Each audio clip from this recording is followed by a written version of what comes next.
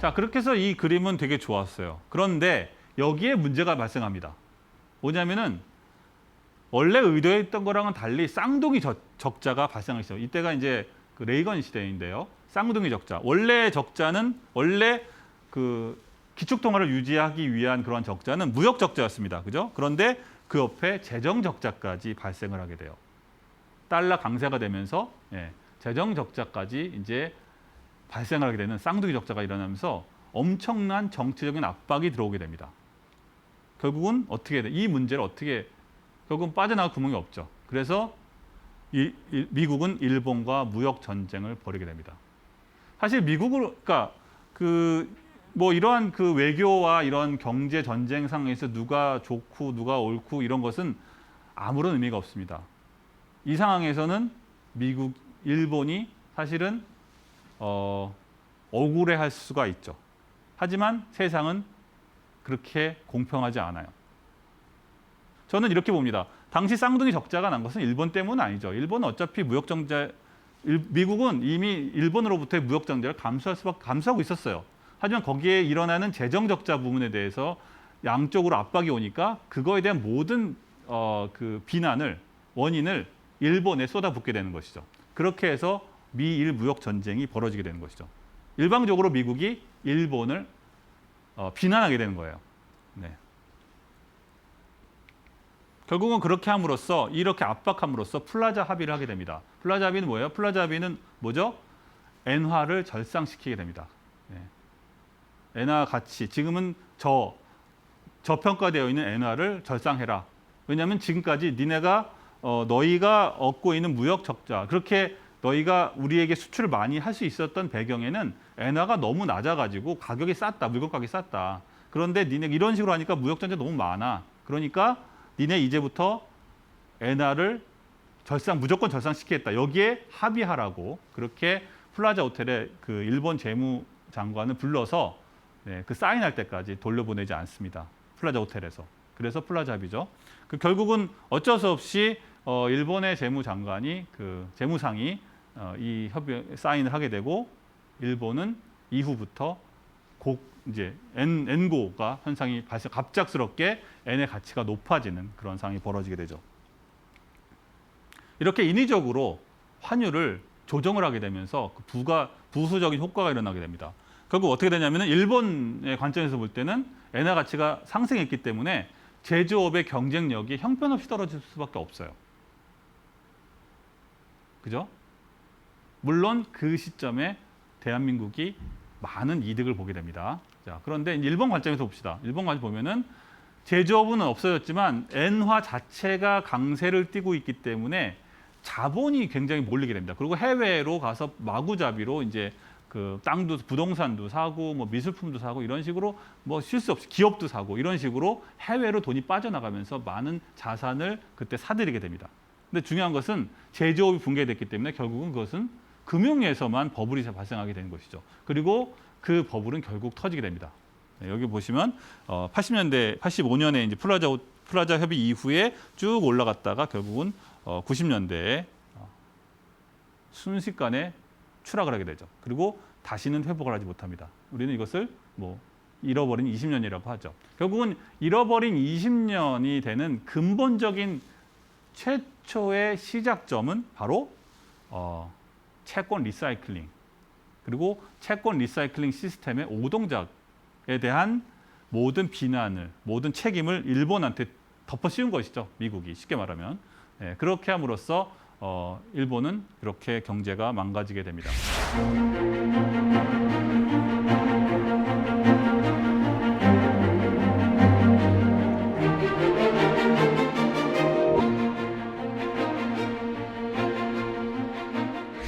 자, 그런데 그렇다면 미국도 역시 일본이라는 그 파트너, 기축통화를 유지할 수 있는 채권 리사이클링 파트너를 잃었다고 볼 수가 있죠. 그죠? 뭐 그렇습니다. 하지만 미국은 계획이 있었습니다. 그렇게 미국이 일본을 두드러 패는 뭐 무역 적자의 원흉으로 일본의 비난을 퍼붓던 그 시점에 미국은 중국과 급속도로 관계를 정상화했어요. 이미 뭐 대땅뜨 닉슨 시절부터 중국과의 관계는 좋아지기 시작했는데 이제 그것이 경제까지 넘어가게 됩니다. 경제까지 넘어가게 되고 그렇게 중국과의 경제 협력, 경제에 대한 경제를 많이 도와주는 경제적인 협력을 강화시키는 그런 이면에는 바로 새로운 형태의 채권 리사이클링을 이제 구축하는 그런 의도가 있었던 것이죠. 자, 그래서 채권 리사이클링 시즌 2에서는 이제 일본은 이제 망했습니다. 일본은 잃어버린 20년에 빠졌어요. 그래서 중국으로 옮겨 타면서 중국을 세계의 공장으로 이제 만들어주게 됩니다. 만들어준다는 것은 중국이 생산할 수 있는 모든 것들을 다 지원해줘요. 네. 중국을 키우는 거죠. 그리고 2001년에는 중국의 WTO 가입을 굉장히 적극적으로 지원하게 됩니다. 최근에 여러분 그 미국이 WTO에 대해서 굉장히 그 비난을 퍼붓고 이제 트럼프가 뭐 탈퇴하겠다 이런 협박을 하고 그랬습니다. 그죠? 그런데 그것은 지금 얘기고 20년 전에는 미국이 앞장서서 중국을 WTO에 가입시켰어요. 그리고 그렇게 되니까 자 보시면 중국이 이제 세계 공장으로 다 만들어줬어. 그리고 WTO도 가입시켜줬습니다. 그래서 미국으로 중국에서 만들어진 당시만 해도 중국의 임금이 쌌기 때문에 중국에서 만들어진 초저가의 물품들이 쏟아져 들어오게 됩니다. 덕분에 미국은 인플레이션 없이 경제 물가 상승이 없이 왜냐면 원가가 싸게 들어오기 때문에 인플레이션 없는 그러한 경제 호황을 누리게 될 수가 있었죠. 네. 그리고 마지막에 가장 중요한 것은 이렇게 해서 중국이 벌어들인 그 달러를 가지고 다시 미국 국채를 구입하도록 그렇게 유도를 한 것이죠. 중국이 그걸 몰랐을까요? 중국도 알죠. 네. 그러니까 처음부터 페트로달러처럼 그리고 미일 무역절차처럼 그리고 그런 것처럼 중국 역시 이런 미국 국채 구입을 하겠다는 그러한 동의가 있었기 때문에 이러한 세계 공장이 될 수 있었다. 이렇게 이해하셔야 될 것 같아요. 네, 그것이 정확한 표현이 되겠습니다. 자, 그래서 2020년 5월 현재 5월 기준으로 미국 국채를 보유하고 있는 국가 순위를 한번 살펴보겠습니다. 여러분 보시면 제일 위에 여전히 일본과 중국이 있죠. 압도적으로 두 나라가 다른 나라에 비해 많습니다. 사실 중국이 최근에 좀 팔긴 했지만 밑에 홍콩이 있습니다. 그죠? 홍콩까지 따지면은 거의 일본과 여전히 압도적으로 많은 미국 국채를 보유하고 있다 이렇게 말씀드릴 수가 있죠. 이렇게 말할 수가 있겠죠. 이렇게 해서 지나칠 정도 다른 나라에 비해서 지나칠 정도로 많은 미국 국채를 보유한 이유는 바로 채권 리사이클링 때문이었다. 이것은 미국이 달러를 기축통화로 유지하는 트리핀의 딜레마를 막는 그러한 방법 중에 하나다. 이렇게 이해하시면 되겠습니다. 자, 그런데 이 관점에서 이 상황에서 우리는 이제 시진핑의 생각을 우리가 이해를 해야 돼요. 자, 여러분이 시진핑 주석이라고 한번 생각을 해봅시다. 그러면은 이 상황을 보고 무슨 생각을 할까요? 이런 상황, 미 국채를 이렇게 많이 보유하고 있는데 미국의 공장이 되어 있는데 과연 이 상황이 언제까지 이어질까요? 네, 시진핑 주석의 머릿속은 무엇이 들어있을까요? 일본의 다음 타겟은 우리가 될 것이다. 이런 생각을 하지 않을 수가 없었을 거라는 것이죠.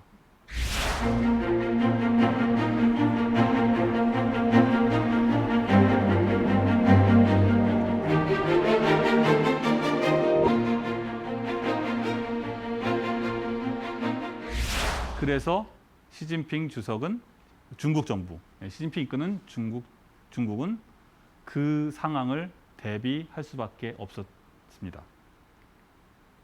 그것이 바로 1대1로죠. 1대1로. 1대1로 사업은 단순히 우리나라가 뭐 잘 해보자. 여기 보시면 중국 1대1로 사업이라는 것은 육상과 해상의 실크로드 사업입니다. 그래서 여러분 그림에 보시는 것처럼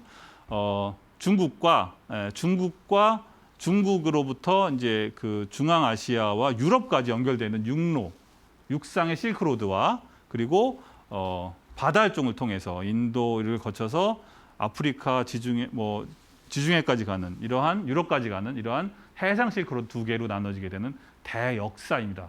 그죠? 자, 그렇게 되는데 이렇게 해서 단순히 경제적으로 이 나라들을 다 통과하는 그러한 거대한 경제적인 경제 협력선을 경제 라인, 경제 흐름을 만들자. 이렇게 생각한다면 여러분은 순진한 것입니다. 1대1로 사업은 항미입니다.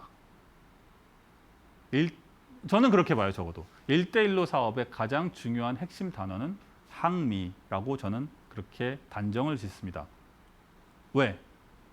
결국은 미국은 중국을 때릴 수밖에 없게 되기 때문이죠.